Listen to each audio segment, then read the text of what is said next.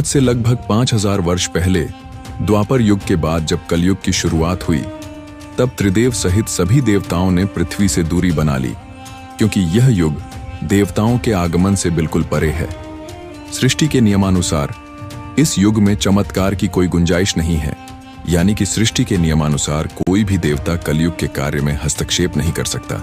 जब तक कलयुग का शासन इस धरती पर है, तब तक कली को यह बिल्कुल भी पसंद नहीं कि कोई भी देवी देवता उसके कार्य में बाधा बने।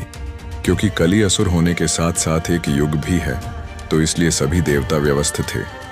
किंतु कलयुग की शुरुआत से पहले ही देवों के देव महादेव को यह आभास हो चुका था कि कलयुग जितना पुराना होता जाएगा, उसकी शक्ति उतनी ही प्रबल होती चली जाएगी और वह समय से पहले ही विनाश लीला की शुरुआत कर देगा। इसलिए महादेव ने कलयुग का संतुलन बनाए रखने के लिए पृथ्वी से जाते जाते महाबली हनुमान जी को यह कार्य सौंप दिया। महादेव ने हनुमान जी को कहा कि वे श्री राम नाम का प्रचार करें, जिससे कि कलयुग के साथ साथ हनुमान युग भी प्रारंभ हो जाए और कलयुग सदैव नियंत्रण में रहे। इसके बाद हनुमान जी धरती में आकर अलग अलग वेशभूषा में श्री राम के नाम का प्रचार करने लगे। इसके बाद जगह जगह श्री राम मंदिर बनने शुरू हो गए और यह वही समय काल था जब श्री राम के साथ साथ हनुमान जी की भी पूजा आरंभ हो गई। इसके बाद हर जगह श्री राम मंदिर के साथ साथ हनुमान मंदिर भी बनने शुरू हो गए। पर हनुमान जी खुद का मंदिर बनता देख बेहद निराश हो गए, क्योंकि वे चाहते थे कि हर जगह श्री राम की मंदिर बने, ना कि उनकी। क्योंकि हनुमान जी खुद को सिर्फ श्री राम का सेवक ही मानते थे, वे भगवान बनने के बिल्कुल भी इच्छुक नहीं थे। जब हनुमान युग की शुरुआत होने लगी, तब यह बात कलयुग को पता चली। फिर कलयुग गुस्से में पागल हो गया और उसे रहा न गया। फिर उसने हर बार मंदिरों और मंदिरों के आसपास रहने वाले लोगों में पाप फैलाने की तमाम कोशिश की, पर वह हर बार नाकाम होता गया। फिर उसे पहली बार हनुमान जी की ताकत का एहसास हुआ। कली समझ गया कि किसी भी मंदिर या मंदिर के आसपास उसकी माया का कोई असर नहीं होने वाला, और फिर उसने बेहद शातिर तरीके से मंदिरों से मीलों दूर रह रहे इंसानों के अंदर मंदिरों के प्रति घृणा की माया फैला दी। फिर कलयुग की माया में फंसकर लोग मंदिरों के प्रति काफी हिंसक हो गए। फिर लोग मंदिरों को तोड़ने के साथ साथ साधु संतों को भी दंडित करने लगे। इंसान एक दूसरे के दुश्मन बनने लगे। उस वक्त हनुमान जी श्री राम के ध्यान में लीन थे, लेकिन जब उन्हें कलयुग के इस दुस्साहस का आभास हुआ, तो हनुमान जी काफी क्रोधित हो उठे और कली यानी कि कलयुग की तलाश में निकल पड़े।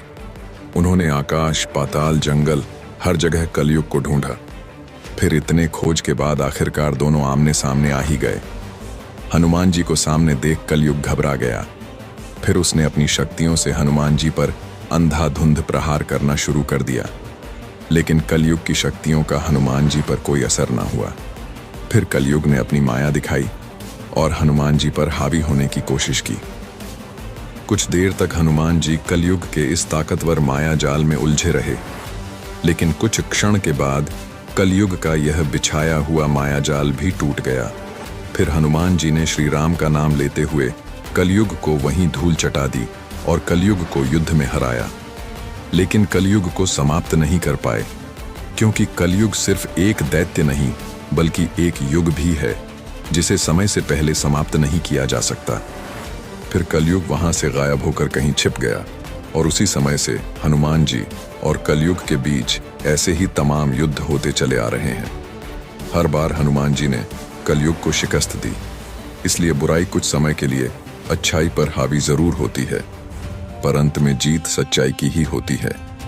हनुमान जी के इन्हीं प्रयासों से ही अब तक कलयुग समय से पहले घोर कलयुग लाने में विफल रहा, वरना अब तक तो कलयुग धरती पर विनाश लीला रच चुका होता। यदि आज धरती में कहीं अच्छे कर्म हो रहे हैं, यदि कहीं ईमानदारी है, यदि कहीं सच्चाई है, तो वह हनुमान जी की ही देन है। और इसीलिए हनुमान जी को कलयुग का देवता भी कहा जाता है, क्योंकि इस कलयुग में एक हनुमान जी ही हैं जो सच्चे लोगों का सहारा हैं। तो आज के लिए इतना ही। यदि वीडियो पसंद आई हो तो वीडियो को लाइक जरूर करें। साथ ही ऐसे तमाम सनातनी इतिहास को जानते रहने के लिए मोज टॉक्स चैनल को सब्सक्राइब जरूर करें। जय श्री राम, जय हनुमान।